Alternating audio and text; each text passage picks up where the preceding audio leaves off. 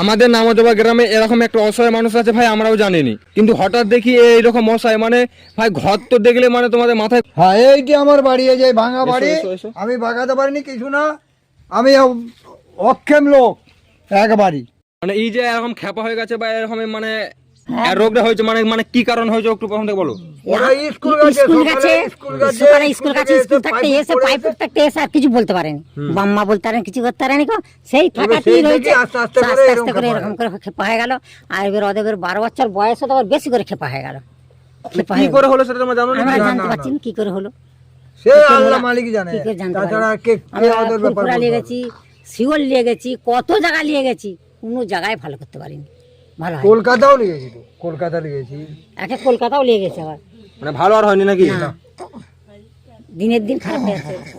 হ্যাঁ, এইটি আমার বাড়ি, এই যে ভাঙা বাড়ি। এসো, এসো। আমি বাগাতে পারিনি কিছু না, আমি অক্ষম লোক একবারই, কোনো কিছুই করতে পারিনি। মানে তোমার সরকার থেকে বাড়ি দিচ্ছে না নাকি? না না না হ্যাঁ, না। তো দেখতেই পাচ্ছ এখানে ঘরটা কিরকম, মানে ঘরটা কি আছে, কেমন লোক আমার সাথে আসো দেখে দাও ঘরটা কি আছে। মানে এখানে তো দরজা মানে একবার টার দিয়েছে, মানে লোকের বাড়িতে থাকে, তার মানে বুঝতে পারছো কতটা গরিব। দেখবে সেখানে মানে পরিস্থিতি একবারই খারাপ।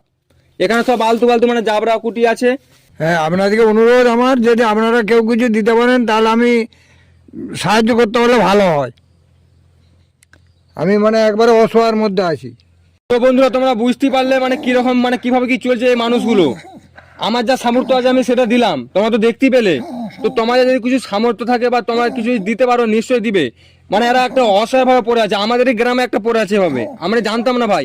মানে আমি আজকে ভাবলাম যে একটা আমাদের গ্রামে এরকম একটা মানে সিচুয়েশনে মানুষ আছে। তো তোমার যদি কিছু সামর্থ্য থাকে তাহলে নিশ্চয়ই দিবে।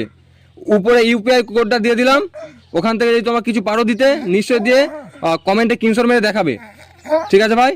আর যদি না তোমরা কিছু সাহায্য করতে পারো নিশ্চয়ই ভিডিওটা শেয়ার করো ভাই, প্রচুর পরিমাণে শেয়ার করবে। এই ভিডিও থেকে যা ইনকাম হবে ভাই সব এই টাকা আমি এদেরকে দিয়ে দেবো ভাই। 10টা 12টা 20টা করে শেয়ার করো, প্রতিটা গ্রুপে শেয়ার করে দেবো ভাই। মানে এই ভিডিওটা ভাই ভাইরাল চাই, যেমন যত টাকা আর্নিং হবে এই ভিডিও থেকে যা আর্নিং হবে সব আমি মানে এই পরিবারটাকে দিয়ে দেবো, বুঝতে পারলে। তো ভিডিওটা প্রচুর পরিমাণে শেয়ার করো, লাইক করো, কমেন্ট করো, সবাই জানাও মতামত। আর কেউ যদি দিতে পারো নিশ্চয়ই সাহায্য করবে। মানে এই ফ্যামিলিটা প্রচুর ইসের মধ্যে পড়ে আছে।